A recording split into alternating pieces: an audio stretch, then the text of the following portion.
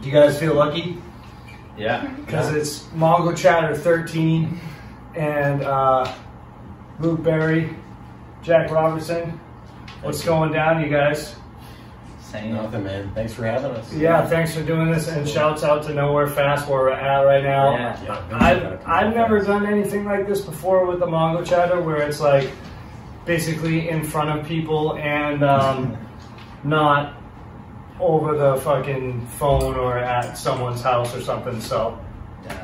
a little nervous, a little excited. Yeah. It's the Same. And just to let people know, basically what happened was Luke hit me up and he was like, yo, me and Jack are gonna have some art at Nowhere Fast. And normally like what would happen would be like the beautiful people would cram in here and like drink beers and fucking, you know, hang out on top of each other and gaze at the artwork, but can't do that right now. So in a way to promote it, have an art show, whatever, here we go. Yeah. And we appreciate you coming down and doing it. Yeah. dude, I appreciate it. I think it's a cool, like I said, I'm nervous and excited, but I think it's a cool idea to do some fun shit. Yeah. So Yeah. Just because you got to keep the art going, keep friends getting stoked, and share it any way you can these days. yeah, it's also the first time I've done this with two people, more than one person. So cool. So hella precedence right here. Yeah, we're doing it. The trial by fire. Yeah. I watched a few of them while I was drawing some of these the other day. I watched Tom Dupree's, or is it Dupree or Dupree? Dupree. That's what I always say. Yeah, Dupree. That's, I believe, like the Americanized version of it. Okay, and I really enjoyed that one, and then I watched Sham's. Oh yeah, right on. I really enjoyed that one too. So yeah, I'm stoked. I like the name Mongochatter. Yeah. Thanks, man. Because you know when someone pushes Mongo, like, there's some chatter happening. Yeah. At the skate park or whatever, but I back it's Mongo funny. though now. I used to, as a little kid, obviously you're like, you know, fuck Mongo, but now I think it's rad. I was more saying like poking fun at like, okay, like I'm probably gonna do like a very like primitive podcast, like it'll be like a Mongo version, like it's gonna be all fucked up and just like going for it, but like so it was like Mongochatter was my idea, but yeah, I have a couple friends that, like, I have this one friend that I grew up skating with. His name's Tim Cowie, and he pushes Mongo, but he doesn't really push because he like lived in Montana for years and years and just skates like bulls and shit like that. So he's not like a pusher, I feel like per se. Doesn't Pete also? Yeah, right. yes, Pete Talbot does push Mongo. Oh yeah, Yeah. I didn't know Danforth that. pushes Mongo. Yeah, So, yeah, Bill Danforth, yeah. That's what I'm Yeah. screaming. I feel like it's the at this point it's a secret weapon. Yeah. You know?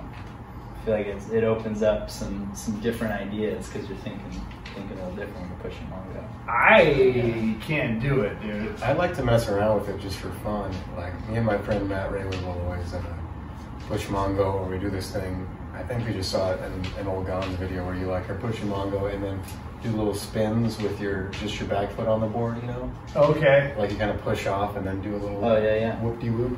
Yeah. Stuff like that, you know? I saw this guy at the Quincy skate park, and I was there, and he was like, it was weird. He started kind of like asking me for pointers to transfer. He didn't skate, but his little kid was there, and he was like, oh, what can I tell my son to do? And I was like, do I let this guy know about that his kid pushes Mongo and shit, or do I just kind of like let him enjoy the ride and figure it out? And I'm like, but the dude was very adamant about like doing things correctly. Yeah. So I let him know, and the kid was like, it was sketching me out because when he was trying to push correctly, instead of Mongo, he was doing this crazy thing with his feet where he's like a surfer with like, I think it's like Hanging 10 or something. where you like walk across the board zigzag kind of. Oh, yeah. He was like moving his feet. Yeah, he was moving his feet like that, and it was like, oh my god, dude, like. You know what? It's 2020. No Mongo shaming, right? Yeah, yeah. To be real though, I'll just keep it real with you guys and myself. I aesthetically don't really care for the way it looks. I like a good push with the hand on the thigh and just screaming, you know, push using your shoulder and that back calf. Yeah. There are a lot of people who push real ugly though. Yeah, for sure. I feel like the push is even more important than the ollie. Oh yeah. Yeah. You know what I love is a good switch push. Like the OG dudes, I was watching like a Stevie Williams part the other day in Love Park, and he's got an incredible switch push. Yeah. I mean, it's Mongo, but it's great. See, this is the thing. When you say, in my mind, when you talk about Bill Danforth and shit, I want to put Stevie Williams in that category, but I know he's from the time of like Switch, when it was popping off. But I feel like because it was when Switch was a new thing. Same thing with like a lot of like Henry Sanchez and like the Embarcadero guys is like a lot of the footage incidentally is Mongo because it's Switch at such a primitive stage in the game. Yeah. And like I used to have this thing where I was always like, I can push Switch Mongo because I started skating before fucking Switch stance was invented. Yeah. You know, so fuck it. But then like I changed my perception and I was like, I should really just try to learn how to push Switch just to challenge myself like in my 30s. It's a good challenge. It's really hard.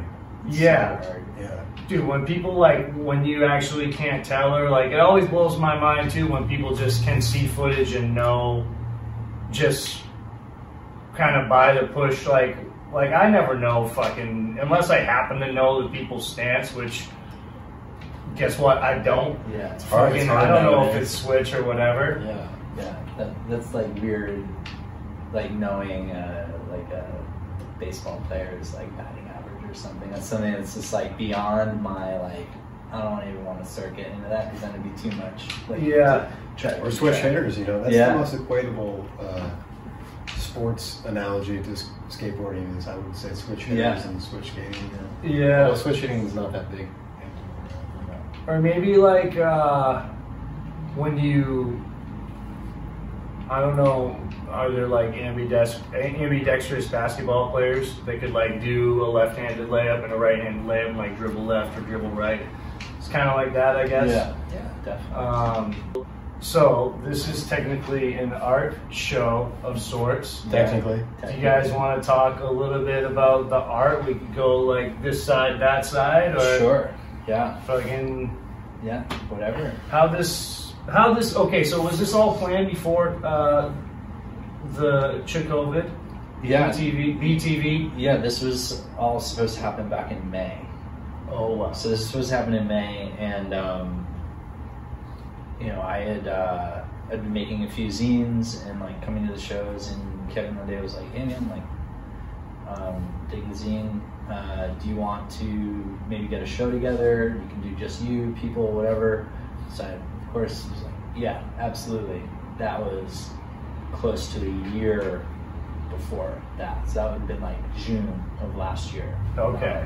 Then I got in touch with Carla to start talking about it, and I just started on my Instagram taking photos of like phone booths and just kind of, she was like, "Oh, I really like that." So it's like, okay, I guess that's what I'm gonna do. And so was the phone booth thing kind of for this? This is a culmination thereof, would you say? Yeah, I mean, it was something that I was definitely looking at and finding them when I'd be out and about. And then it started to become like looking around, like I was looking at skate spots, and then I'd be actively looking to see where they were. And most of them are in like old gas stations or train stations or like weird spots. I found a few next to courthouses, outside 7-Elevens, you know, places where people used to congregate a lot more and have a need to communicate, whatever. So then I asked a whole bunch of people, and I wanted to get like a bunch of people going, and then it's really tough to get a lot of people down to get art, especially when, you know, art's not your full-time gig. So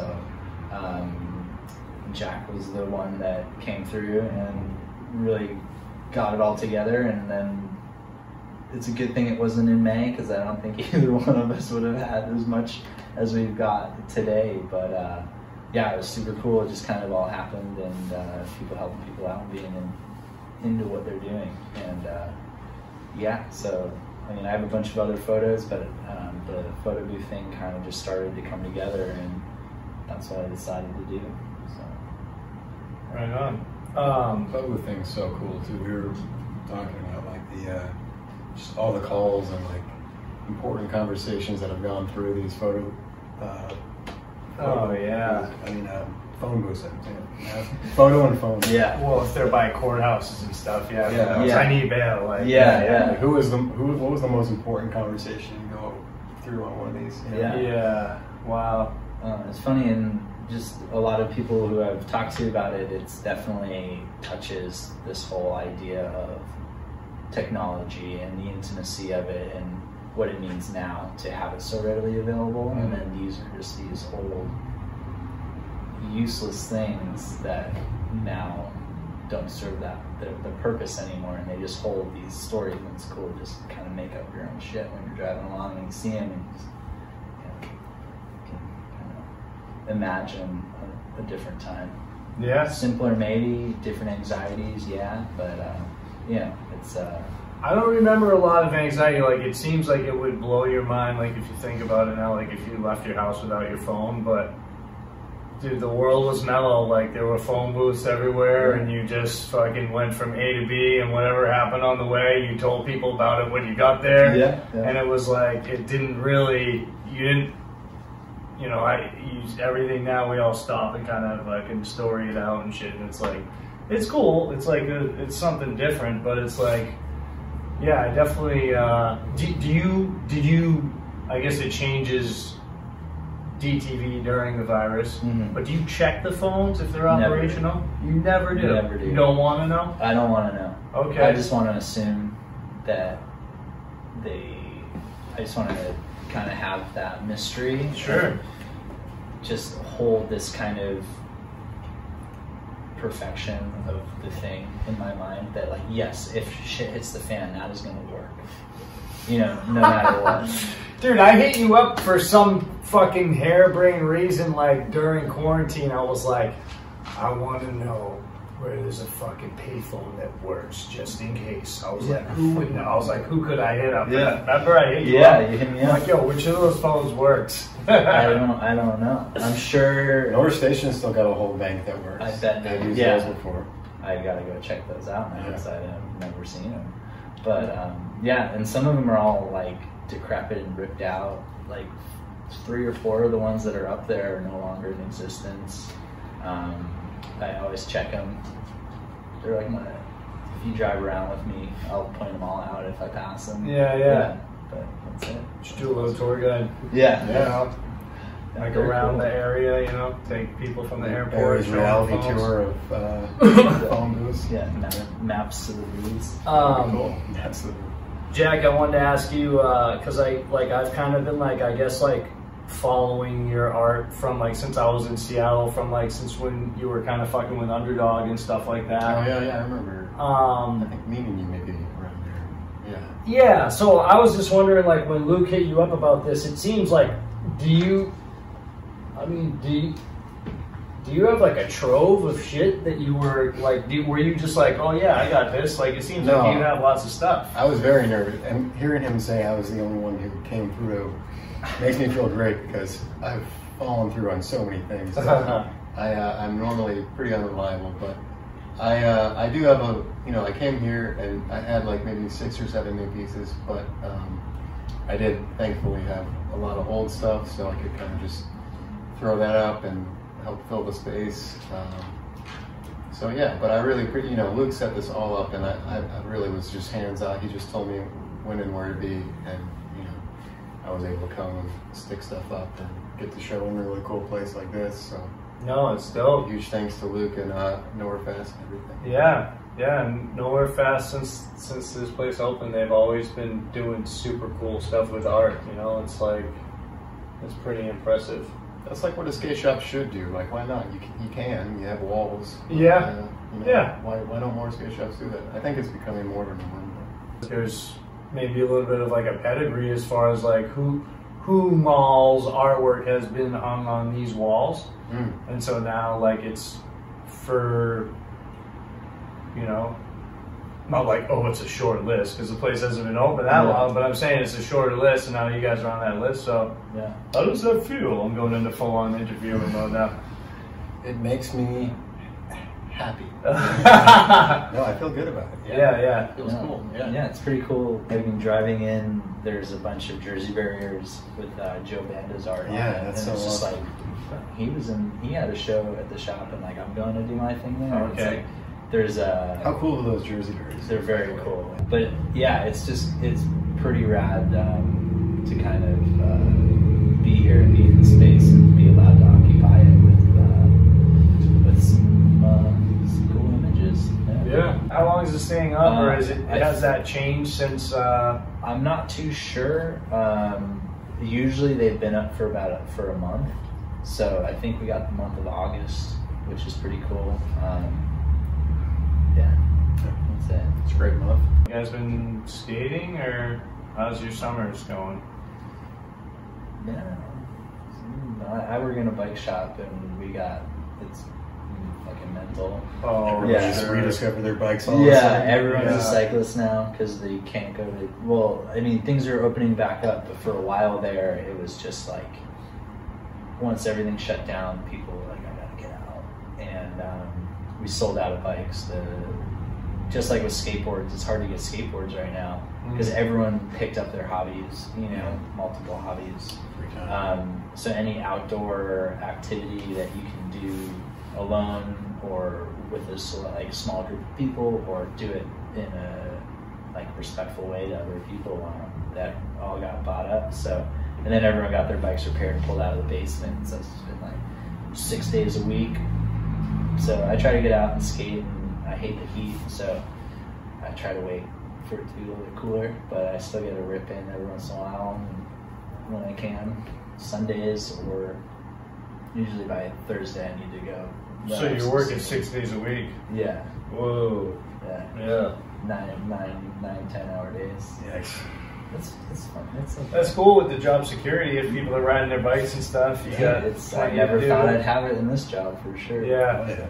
Hopefully this doesn't sound ignorant, but I feel like a lot of people thought shit was going to super duper slow down. But I feel like because of what you're saying, a lot of stuff is like there's been a surge in like certain shit that people have like tapped into where the industries haven't failed. Like, I talked to a lot of like different skate shops and stuff, and they're like, yeah, dude, like we honestly like can't keep up. Yeah. Because like the manufacturers are slow and the demand is high. So it's like because everything had been so consistent for so long, and like bean counters and like the money people, they have set goals and like execution of product, whatever, and it's like down to the minute of like when things are coming in and et cetera, and when all of a sudden you have a whole new like influx of customers that's like way outweighs what your normal is. It definitely And these puts are a lot of weight on things. specialized activities like skate shops, bike shops. Yeah. And normally just kind of diehards go there and kind of know how much they're going to spend. It's enough. They know how much to get by on, and like. But now you have all these people who've been working their whole lives and have some money, and they don't have anything else to do. So come in and want to just like blow some cash. Yeah. I mean, when the as far as like some of the skate stuff, like with hardware and stuff, when quarantine hit and like all like production was stopping, like they would, like wood shops weren't pressing shit and like foundries weren't making shit. I was like, I'm gonna get some trucks and like sit on these, like it's like there's a finite amount of skateboard equipment on planet Earth at this time was like my idea, So I mean, some people were hoarding canned goods. I was like, trying to fucking set some skate shit aside just in case. When the apocalypse hits and you're like the road warrior with all the skate goods, people are going to come to you. It's also too trade you like the head of a bison for some trucks. Another thing about it too is like, okay, it's like I feel like some people have a thing where they want to go into like Survivor Man or some shit. Like, can I do it? Like skateboard edition, it's like, go get your fucking oak tree, dude, hack it down, you know what I mean, fucking cut out a couple boards, shape them, like, wouldn't that be crazy if just like production stopped and we were just like, this is what we got, you gotta make your own shit, and then we're all just riding shit with like razor tail and no noses, and it's just like, It would get crazy, but it was still, it would be kind of rad in a way. It'd be cool. It'd be cool. You know, the ramifications of the world that it would probably be would suck, gnarly. but that would be kind of like cool. Screw it. I'm into it. Let's Yeah. go for that. Yeah. A lot of like tracker base plates with like venture hangers. Or something. Yes, exactly. A lot of Frankenstein shit. What was your first skateboard? It was like I guess it was like a banana board, you know, that a friend brought to my 5th birthday party. First skateboard that I owned, but the first like manufactured from California like skateboard that I got was like a Christmas complete in '89, which was like a Tommy Guerrero with the flaming sword. Yeah, Sick. that's a classic. And then like tracker trucks, I think they were like blue or something, and then crossbones, Powell crossbones, and they were probably seriously like 63 millimeters. They were like fucking, the thing was like this tall, you know what I mean? And I was like this tall, so, but yeah. That's right.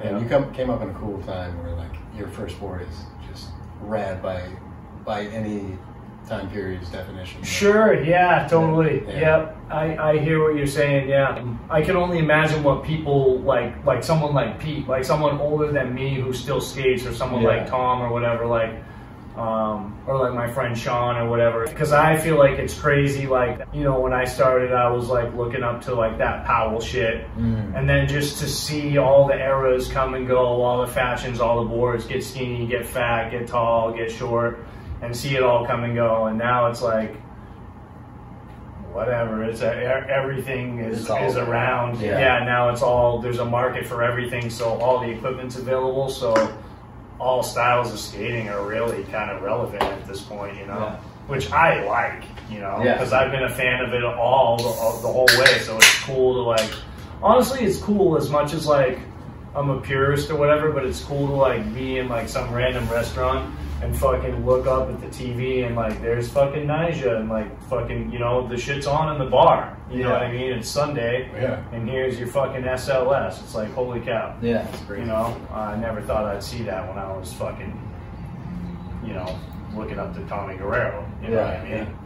But I don't know. It is nice to see like the mainstream acceptance of skateboarding, at least in that level of it. I mean, still no one's stoked that you're gonna like grind their handrail or something. Still or, really like, loud skate when their you're pushing around through Yeah. Yeah, but yeah, I guess as far as, you know, I'm 32, so it's cool that obviously, I still go skate like all the time.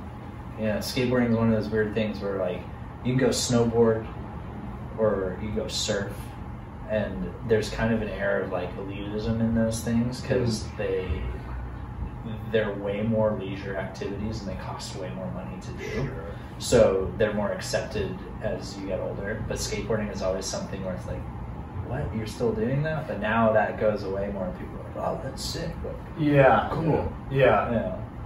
But it's, I think people are down to romanticize it with you and kind of sit on that, but not when you're calling out to work or you can't fucking make the fucking beer league softball team because you fucking broke your shit.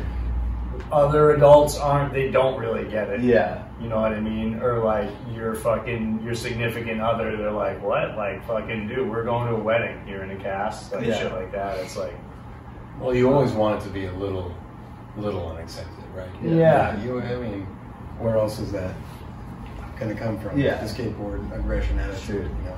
Sure. I talk to people that are getting into it. There's a couple people, and it's like, you know, it's like, you don't want to be like off-putting, but like if someone's like they're stepping into it, they're delving into skating, they slam, they're bummed, and you're like, this is the moment. You're like, this is what it is. Are you down to do this forever? Yeah. Because not to be like, oh, fucking dude, this is what it is, but it's what it is. If you skate, there's a slam out there waiting for you with your name on it at any point. It's like a sniper. It's going to fucking get you. It's a very unusual thing to fall as hard as skateboarders do all the time. You know? Yeah. People don't take falls like that. No, you know, that's just not a thing that, like, when else would you fall? Like, you fall on the stairs, you slip on something, or and then that's like a big deal. But I think growing up skating, you kind of get used to that, and then it becomes.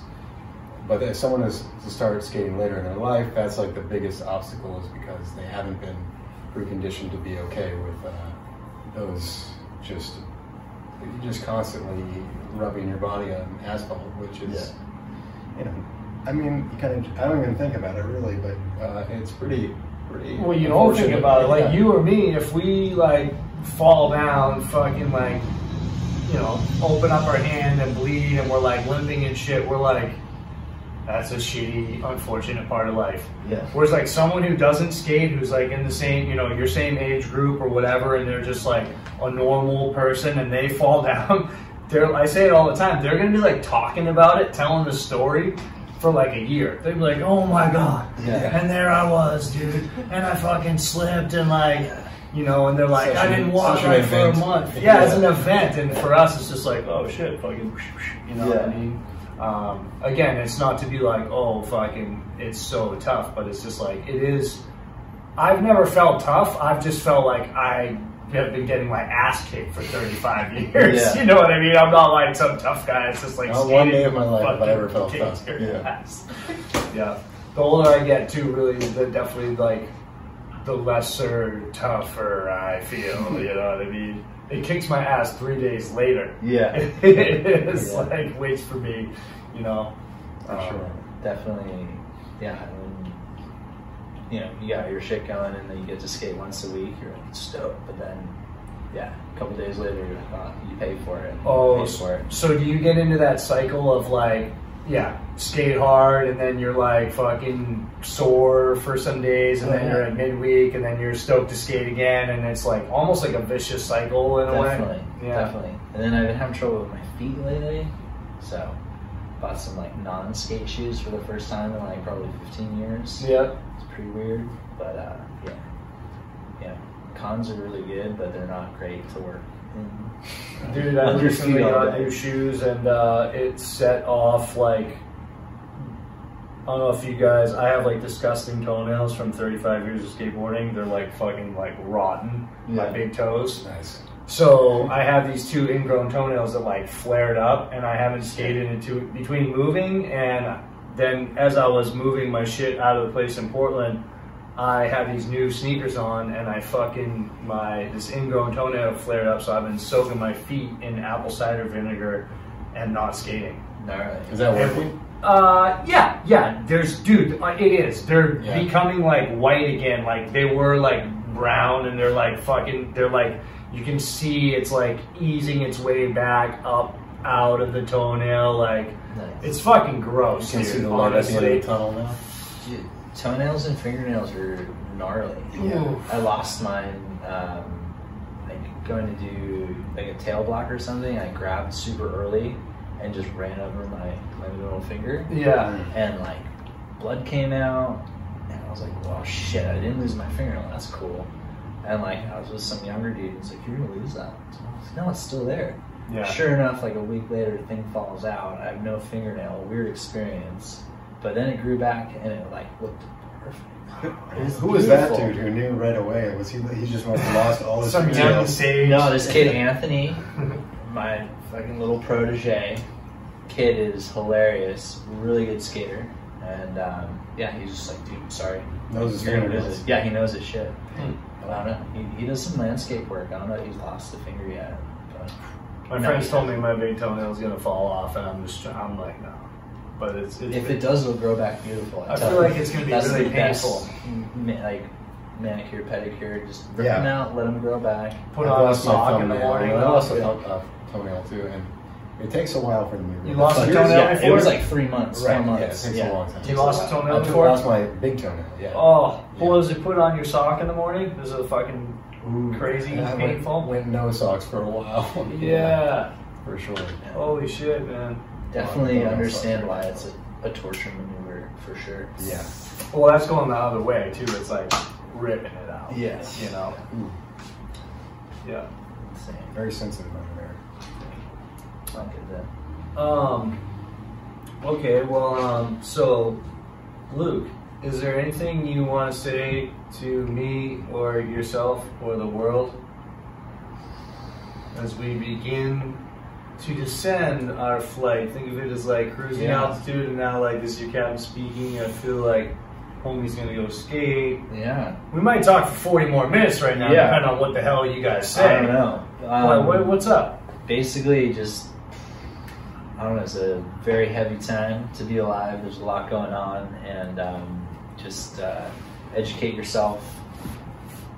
Try to be the best person you can. Understand that everyone is going through some shit, no matter what. And it's pretty uncertain times, so just do what you can to get to the place you want to be. Make sure that you're active in whatever politics you can be. Vote. Just do your shit. Be a good human. That's the stuff that's heavy on the mind lately. Yeah. Not to like open up that can of worms, but it's just like. Well, that's a big morsel to take a bite of for sure. Yeah, but if there's anything you can do, is just like wake up every day, be stoked to be here. Yeah. First off, everything sucks, but you got your friends, you got the things that you have to get through the day. Be happy that you're fortunate enough to have those things, but also think about yourself and your community and what you can do to better it. Yeah. Do that. What's directly in front of you, in a way, kind of like see the trees and not the forest, right? Because it's like you're looking out, you'll like I unravel when I think about the big thing, but if I just kind of look at the one little thing in front of me, I'm like, all right, this can be a positive thing, you know? No, the world's pretty overwhelming, especially like being bombarded with every day. You're just like, oh, there's this interview, there's that interview, there's this news story, this new leak, just like shit every day, literally blowing up, literally just fucked. Yeah. But we can only control our our space and ourselves. So just be a good individual. That's it. Take it from there. I don't know. Words, yeah, dude, that is really great words. Jack, what do you have to say to me, to yourself, to the world? You're gonna follow that, man? Oh, man. I know. See, I never did this with two people before, so it's like, you know. Go vote when you can, and also, just whatever you like doing as a kid, just keep doing that. You don't have to be an adult in a lot of ways. You do in some ways, but in a lot of ways, you can be a kid forever. I think skaters know that. Yeah. Definitely. Yeah, it's funny too. Like again with the can of worms. Like no, with the voting thing, it's like I've never been I've always been like just kind of watch. Okay, I voted for Ralph Nader in 1998, and my little heart just broke.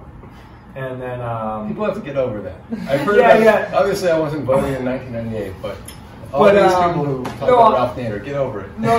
What it meant for me was like I was a young person and I was super passionate into like politics and punk rock and stuff, and then like it was like Nader, and I didn't really understand the funneling aspect of like the political system at that time and how I was essentially throwing my vote away or giving it to Bush or whatever, and then basically. They were like, oh yeah, fucking one day, or in November, they were like, oh yeah, fucking Al Gore's the president. And then they were like, 20 minutes later, they were like, oh, just kidding. And then like, for like 4 months after that, they all went back and forth and all this bullshit in Florida, and it was like crazy. Yeah, so what I'm saying is I just ignored it and kept it at bay for so long and was just like, this is a joke, and like I hated Trump and I hated Bush and Hillary Clinton and the whole crew, like Obama, probably did some sketchy shit, but not as deplorable, like culturally. I don't really know. Again, never fucked with politics. But now, like, I think, like, it's just like, dude, it's fucking crazy. Again, I don't even want to spin down this road, but it's just like, we brought it up, so it's just like, I just want to say personally, you guys can say whatever you want after this. It's like, it's crazy to me that there's like, so many things that like this dude, some people don't like saying the dude's name, like I don't give a fuck, like the guy's name's Donald Trump, like I don't care, but it does have a certain like ugh. Yeah. But yeah, but it's like the guy has so many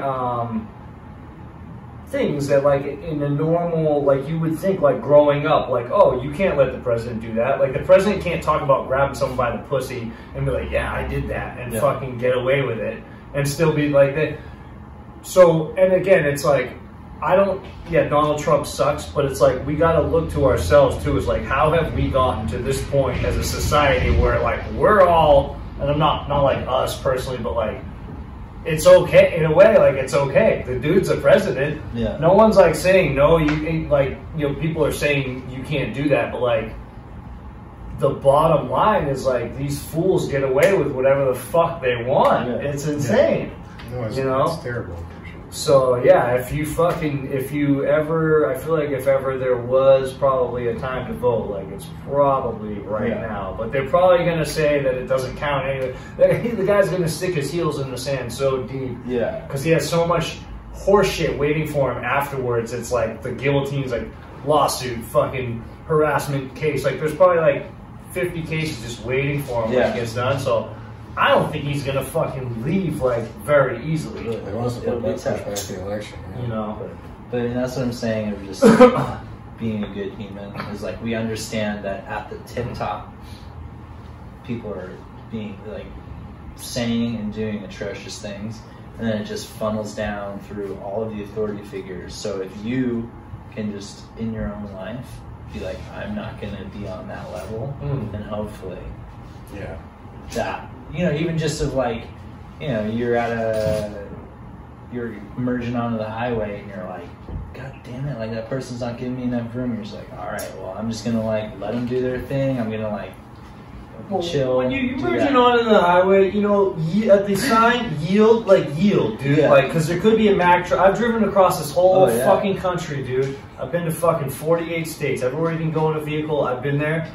And fucking use those yield signs. I don't know why people don't do that in Massachusetts. It's fucking astounding. It's crazy. Because even though they have about like a quarter mile of a on-ramp, they'll still just shoot right onto the highway. Like, what's the mentality? Like, this guy will stop for me. They see me. But, yeah, I mean, I guess my point is just, you know, if you can at least be the better person in your life, then at least you're doing something better than, just be nice to people. The shitbags that are running this stuff, because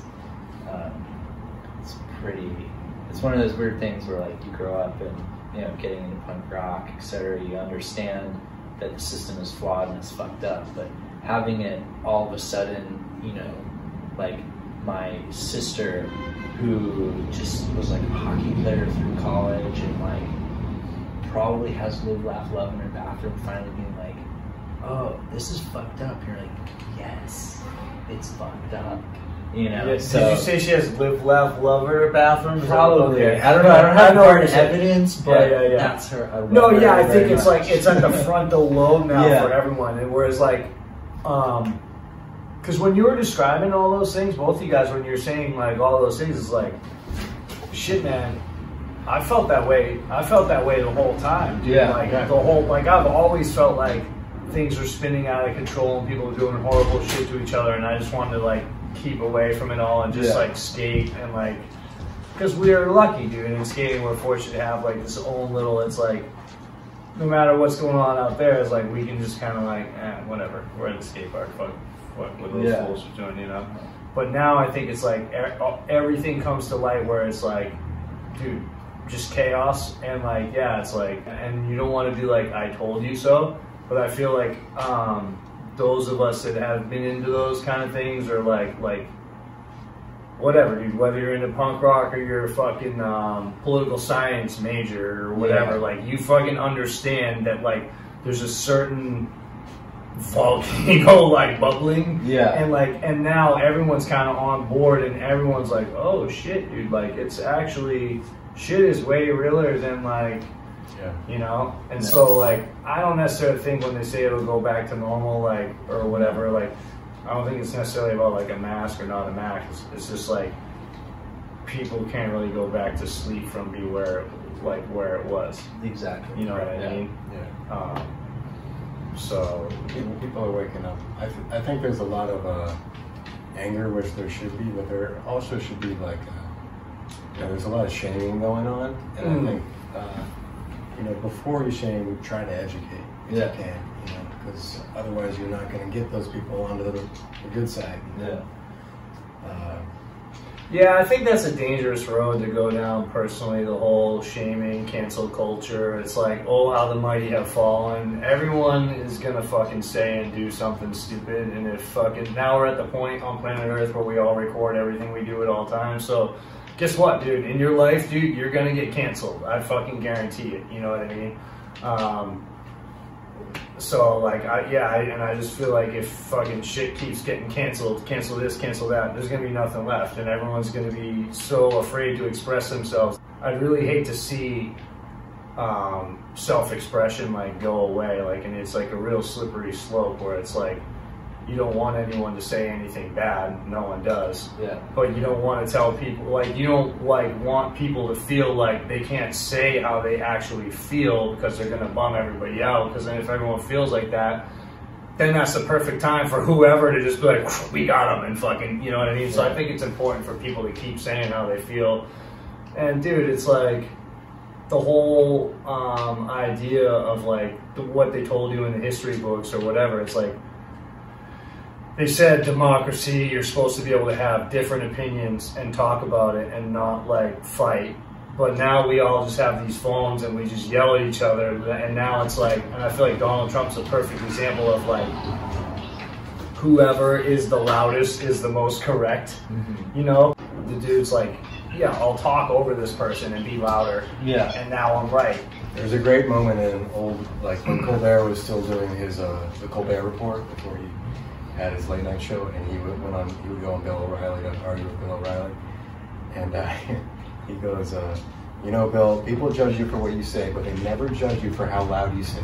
I was like that, which is just what you're talking about. Just people screaming. Yeah. And it's like, dude, that's not just like some fucking bogus politicians. It's like, I feel like that's like spilled over into like the modern way, is like when people have like discussions, it's like rather than hear each other out, they're like, I'll just talk louder and then fucking say some shit about you or your personal life or your past that's gonna like cut you down, rather than get to the crux of like what the issue is and chop it up and fucking, you know what I mean? Like, so I just think the whole cancel culture thing is like a very slippery slope that's like, I'm not super down with it. It's like, if I don't like it, I just unfollow it. I don't go out of my way to fucking say what. And that, with the whole coronavirus, quarantine, world exploding shit, it's like, I say all the time, no one's ever been through this before, so I'm not going to judge anyone how they react. If they want to post a picture of their fucking little fucking cat or whatever, like, I'm not going to be like, you don't give a fuck. Like, we've never done this before. It's like, we've never gone through this before, so I'm not here to fucking judge how anyone handles it. And it's like, yeah, and dude, like, real life goes on too. Like, I just had a friend pass away in the midst of all this, and it kind of like reshifted everything back to like, it was like, in a weird way, I forgot about all the other stuff, and there was like a new, different like side grief that was like, you know, so it's just like, dude, I'm rambling, but I'm sorry, but oh, thank you, man. Yeah, he was a really good friend and an integral part of like my skateboarding youth growing up and stuff. But he was 40 years old and had a stroke. It's crazy, but it does happen. But Joel Warrior, rest in peace. But yeah, either way, yeah, just, I don't know. That was all I wanted to say about that, was like, I'm not trying to fucking harsh anyone's mellow about what they say or do. Like, obviously don't say some whack shit, but it's just like, it's not up for me to fucking police what other fucking people say and do on the internet. I actually don't give a fuck, personally, you know.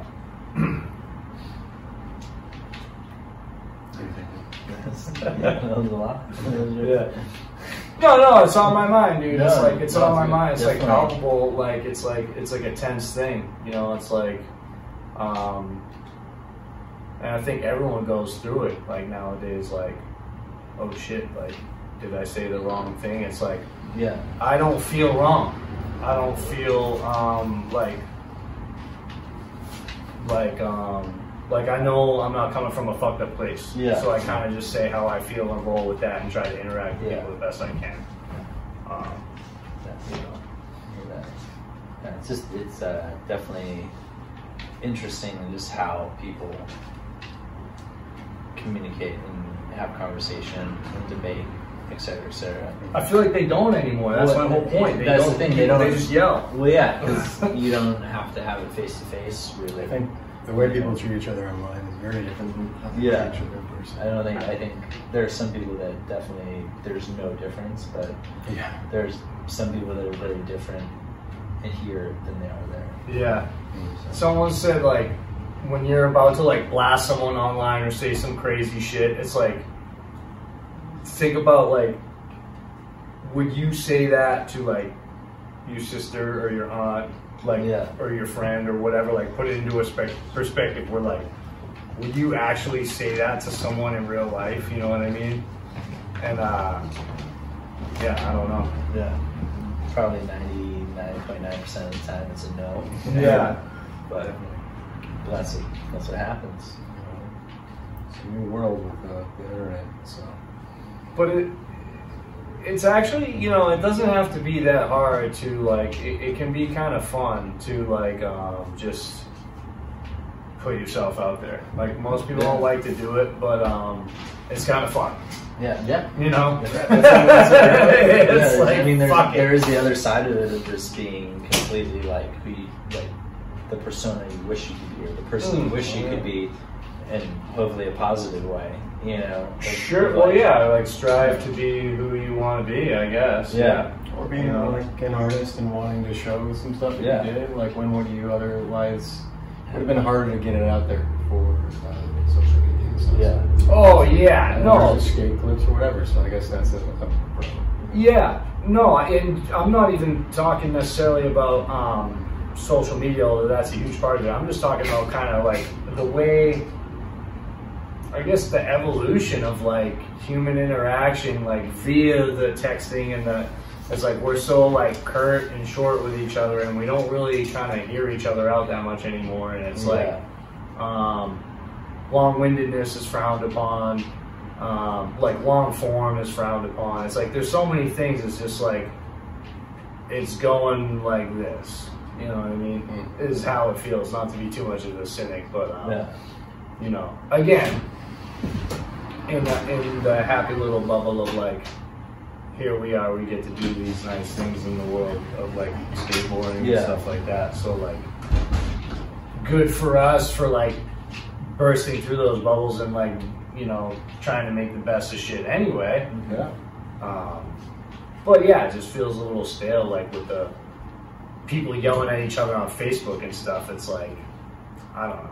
I don't want any fucking part of that shit, dude. I really don't. Yeah. Whether or not it's educating someone or bringing them over to the like away from the dark side or whatever, like I don't care. It's not worth my personal sanity, and like I just like, it's like if they're that fucked up that they're gonna, it's like best of luck, and please don't harm yourself or anyone else, but I don't want to interact negatively. I've just done it too many times where I've gone into the political wormhole talking with some fucking crazy gun nut or something that's like a friend, an uncle of a friend or something, and they're just, we're going back and forth, and I'm looking at myself and I'm going, dude, what am I doing with my afternoon? It's like 4 hours. Yeah. Where did it go? And you feel it bubble up. You're like, ooh, new comment, motherfucker. You know, like you it's think just about like, that in the rest of your day. Like you're going to get a coffee, going to work, and you're like still that guy. Yeah. It's just like, or it's on the tip of your tongue. People are like, hey, what's up? What'd you do today? And you're like, oh man, this motherfucker. I'll fix this. So like, yeah, I had to deactivate my shit where I was just like, and then reactivate it because I was like looking for a place to live, and I had to like fucking be like, ask the folks. But so you hit up your uncle's friend or whoever. Yeah. I know we didn't see eye to eye, but you give us fun. Yeah. And now I live in this trailer. But yeah, I don't know. Cool. Anything else we should say or fucking talk about? I'm good. Yeah. Yeah. Just support your local shop. Support your local shop. Yeah. Thanks again to Nowhere Fast. Fucking Nowhere Fast. Thanks, Kyle. And thanks, Luke. Thanks, Jack. Yeah. Thank you, Kyle. Yeah. Thank you, John. Oh yeah. Fucking appreciate it. Cheers. Cheers. It's been fun. Distant cheers. Right on.